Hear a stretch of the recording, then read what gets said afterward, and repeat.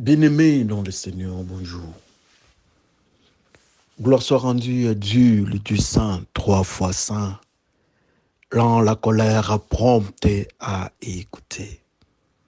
C'est le Dieu créateur, le Dieu qui a aimé le monde. La Bible nous dit que Dieu a tant aimé le monde qu'il a donné son Fils unique afin que quiconque croit en lui ne périsse point, mais qu'il ait la vie éternelle.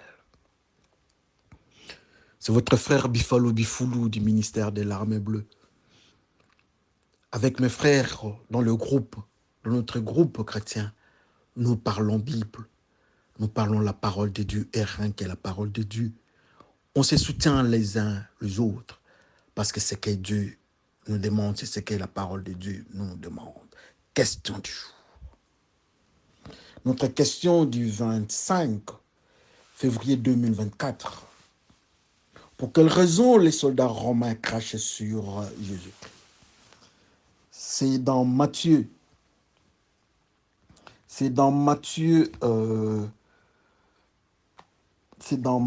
si nous pouvons trouver ça en Matthieu, il y a aussi dans Marc 14, 65. Qu'est-ce qui s'est passé? Jésus-Christ se retrouve à la croix et la sentence est tombée. Mais avant d'arriver à la croix, c'était tout un processus.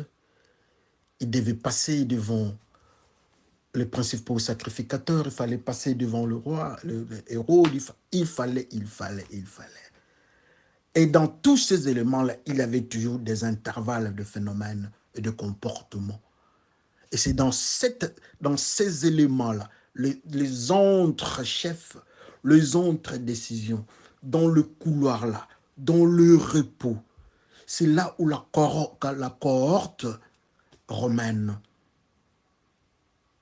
faisait des choses, entre autres, la couronne des épines sur les seigneurs, cracher sur le visage des seigneurs et autres violations.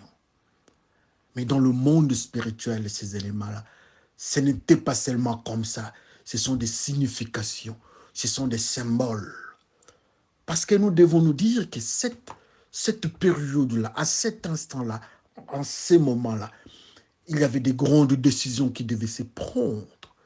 Il y avait beaucoup de mouvements. Il y a Pierre qui réunit son maître. Qu'est-ce qu'il avait vu quand on disait que tu étais disciple de ces messieurs-là? Lui, qu'est-ce qu'il voyait en face de lui? Qu'est-ce qui a fait que les gens acceptent Barabbas, qui est Jésus-Christ? Il y avait des tractations dans le monde satanico-démoniaque. De grandes influences du diable sont arrivées, je m'excuse, à pousser à de grandes décisions. Pourquoi Simon de Cyrène devait prendre la croix de Jésus-Christ? Ce n'est pas au hasard. Pourquoi Jésus-Christ regarde les femmes et dit « Oh, vous pleurez et pour vous et pour vos enfants. » Qu'est-ce que ça signifie?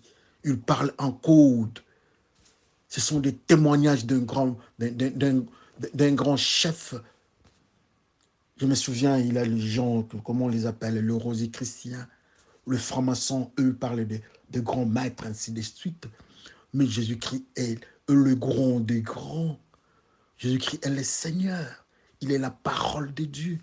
Alors prendre des décisions de sa crucifixion, il y a beaucoup d'influences, de différentes formes, de petits et de grands démons. Malheureusement, c'était comme ça.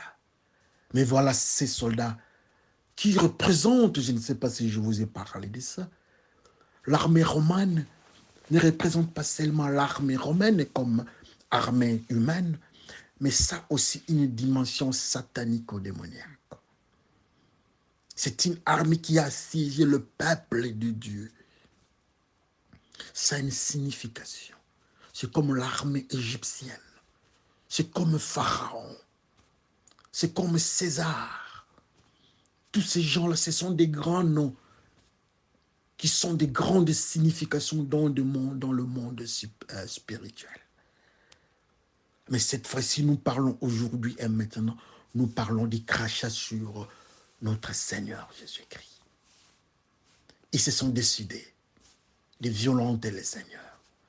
Et voilà les crachats se retrouvent sur le visage du Seigneur. Quand le frère de Moïse, Aaron et Myriam, se sont décidés de parler du mal de Moïse, il y a eu quelque chose. Il y a Dieu qui a intervenu. Il les a appelés les deux. Et subitement, Moïse, la sœur de Moïse se retrouvait avec un corps rempli de lèpre. Et Moïse criait, demandez le pardon, demandez la grâce de Dieu. Et Dieu a dit quelque chose. Il a parlé du crachat. Le crachat, en fait, ça signifie quoi dans le monde spirituel? Cracher sur quelqu'un.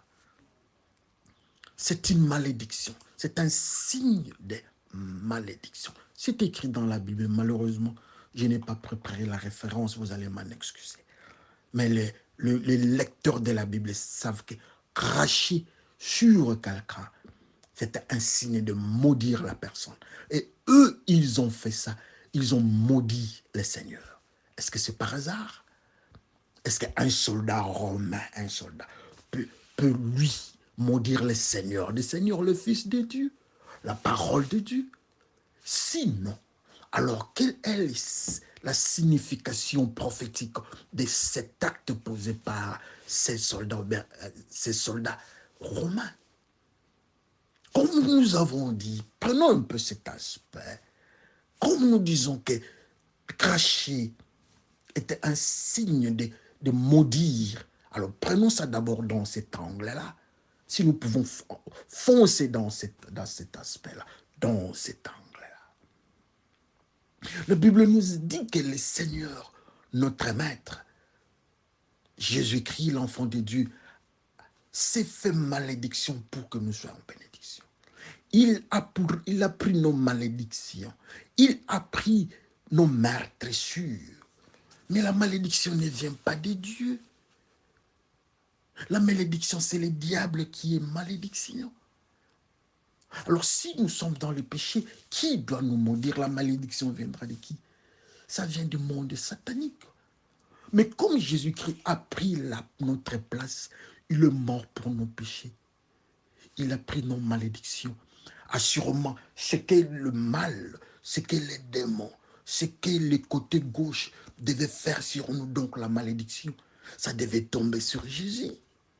Et souvenez-vous, on dit toujours que tel était beau, tel était beau, tel était belle, telle était belle. Le bébé Moïse était beau et beau. Sarah est belle. Rebecca est belle, ainsi de suite. Joseph, toute la série. Toute la série, on parle toujours de beauté. Mais pourquoi on fixe juste le visage, la face de Jésus-Christ, on crache? Parce que Jésus-Christ représente la beauté, la pureté de Dieu. Mais comme cette pureté de Dieu qui est Jésus-Christ, sa face de pureté, devait prendre la malédiction de nos péchés, alors on crache sur Jésus-Christ. C'est comme si nous sommes derrière lui. C'est comme si nous nous cachions derrière lui. Alors c'est qui le bal qui devait nous atteindre, ça touche le Seigneur. La malédiction qui devait nous atteindre sur le maladie, sur les accidents et d'autres phénomènes du monde, bref, la malédiction. Et c'est le Seigneur qui a encaissé ça. Alors par symbolisme, par marquage, l'armée romaine qui représente la puissance du côté gauche, qui représente les diables, ont craché sur le Seigneur. J'ai vu le frère Nicolas, dont je salue en passant. Il a répondu, c'est vrai, ça c'est sur le plan humain, c'est vrai. Mais sur le plan spirituel, il fallait que ça se passe ainsi. Il a pris nos malédictions. Alors la malédiction est là. Le symbole de la malédiction, c'est de cracher. Et on a craché sur le Seigneur.